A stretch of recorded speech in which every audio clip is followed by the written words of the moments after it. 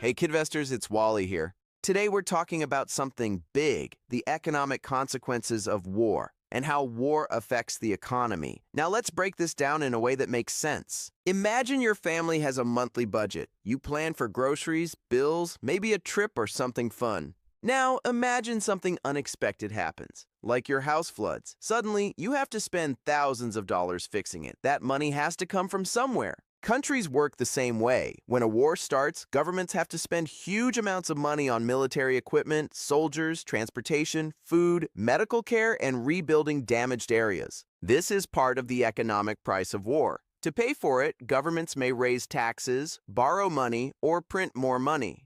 And when countries print more money, that can cause inflation, which means prices go up. So, if you've ever wondered why groceries, gas, or everyday items get more expensive during global conflicts, that's one example of how war affects the economy at home.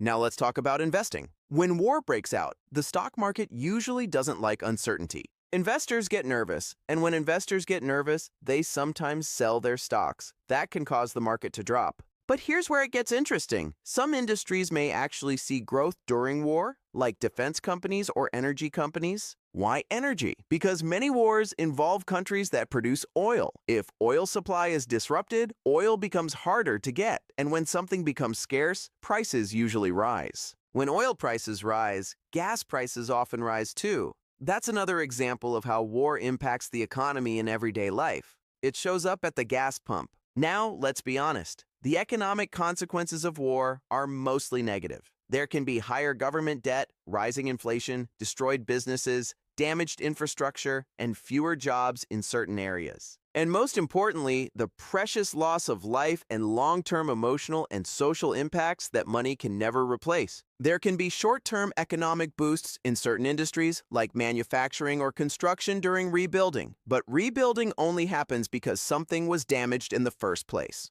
So while there may be temporary increases in certain sectors, the long-term economic price of war is usually very high, both financially and humanly. This shows us the powerful relationship between war and the economy. When countries are peaceful and stable, businesses grow, trade increases, investors feel confident, and economies expand. When there's war, trade slows down, prices rise, markets become unstable, and communities suffer. That's why economists and world leaders pay close attention to global conflicts. At KidVestors, we teach you how the world works, not just how to invest. Understanding how war affects the economy helps you make smarter decisions, understand why prices change, and think critically about what's happening around you. When you learn economics, you start seeing patterns. You stop asking, why is gas so expensive? And start asking, what's happening in global supply chains? Remember, money doesn't move in isolation. It reacts to what's happening in the world, and the world is made up of people. And when you understand the relationship between war and the economy, you're not just learning about money. You're learning how events shape lives. And speaking of lives, I need to say something really important. War is not just about money. It involves real people, families, communities. And one of the most heartbreaking consequences of war is the precious loss of life. Lives are lost,